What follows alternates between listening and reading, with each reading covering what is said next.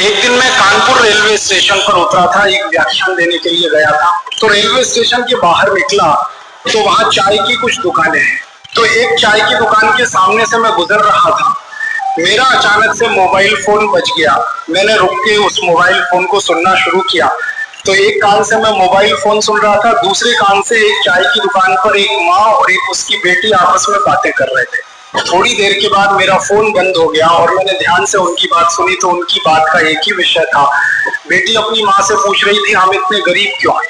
तो उसकी माँ समझा रही थी कि हम गरीब इसलिए हैं कि भगवान ने हमको ऐसा बनाया। तो मुझे थोड़ा सा क्रोध आ गया। मैंने उनकी बातों में हस्तक्षेप किया और मैंने कहा कि भगवान ने आपको गरीब नहीं बनाया, हमारे देश की शासन व्यवस्था ने आपको गरीब बनाया, सरकार ने गरीब बनाया। 18 किस्म के कारीगर सभी गांव में होते थे। लोहे का काम करने वाले लोहार, सोने चांदी का काम करने वाले सोनार, कपड़े को बुनने वाले बुनकर, रुई आदि कपास को सूत बनाने वाले धुनकर, तेल निकालने वाले तेली, ऐसे बांस का और लकड़ी का काम करने वाले बढ़ई, ऐसे 18 किस्म के कारीगर सब गांव में होते थे। और उस जमाने में जो अर्थव्यवस्था चलती थी ना, वो वस्तु विनिमय की थी। कारीगर काम करते हैं लकड़ी का और कुछ वस्तु बनाते हैं, वो किसी को बेचते थे तो बदले में गेहूं मिलता था उनको, या चावल मिलता था, या चना मिलता था, या दाल मिलता था।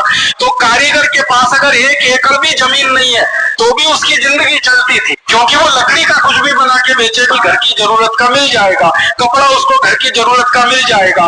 कोई मोची है, वो उसकी जरूरत का जूता बना के उसको दे देगा, बदले में उससे लकड़ी का सामान ले लेगा। कोई सुनार है, उसकी पत्नी को गहने बनाकर दे देगा, बदले में उससे कुछ और ले लेगा। तो ये वस्तु विनिमय के आधार पर सभी कारीगर गांव के किसानों के आसपास इर्द गिर्द घूमते थे। किसान केंद्र में होता था, कारीगर उसकी परिधि पर होते थे। किसान जो उत्पादन कर रहा है अनाजों का, उससे दूसरी चीजों का लेन देन चलता रहता था। इसलिए इस व्यवस्था की सबसे बड़ी खूबसूरती जो है ना, वो ये है कि हर व्यक्ति के पास हर चीज होती थी। आप में से मैथमेटिक्स पढ़ने वाला कोई विद्यार्थी यहाँ बैठा हो जिसने एमएससी मैथमेटिक्स किया हो, उसके लिए मैं कहना चाहता हूँ कि मैथमेटिक्स में हम इतने विषय पढ़ते हैं जो जिंदगी में कभी काम नहीं आते।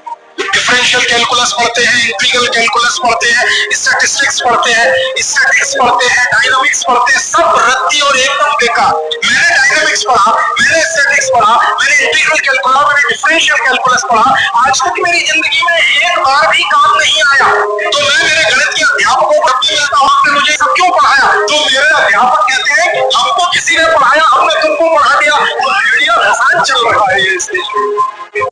दुबई गया कथा करने, मैंने दुबई को देखा, मुझे लेकिन वो देश इतना हरा भरा है, दूसरे देशों से माटी मंगाई, पेड़ पौधे लगाए, सड़कों के किनारे फूल खिले हुए, इतना का गड्ढा नहीं है किसी सड़क पर। वहाँ सड़कें बनती है 50 साल की, और हमारे यहाँ सड़कें बनती है एक बारिश आई खत्म लगी।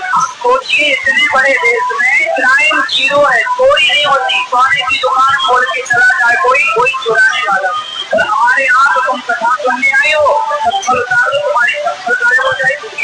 वहाँ नेता नहीं चलते, वहाँ राजा है। और वो राजा पूरे देश को घूम घूम के देखता है कि मेरे देश में कहाँ कमी है। हमारे यहाँ नेता चलाए तो बॉडी का, तो उसके पीछे 30 गाड़ियाँ चलती है।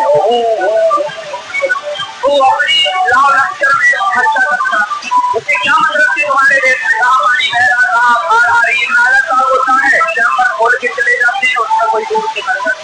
पीवी नरसिम्हा राव इस देश के प्रधानमंत्री थे तो एक यूरिया घोटाला हुआ, जिसमें 133 करोड़ रुपए दिए गए यूरिया खरीदने के लिए, लेकिन एक दाना भी यूरिया नहीं आया। सीबीआई इंक्वायरी हुई, इंक्वायरी में पता चला कि वो 133 करोड़ रुपया हमारे देश की अर्थव्यवस्था से निकलकर स्विट्जरलैंड में जमा हुआ। सीबीआई ने जब इस मामले की ज्यादा गहराई से जांच की माइक्रो लेवल पे, तो मामला कुछ और निकला। मामला क्या निकला?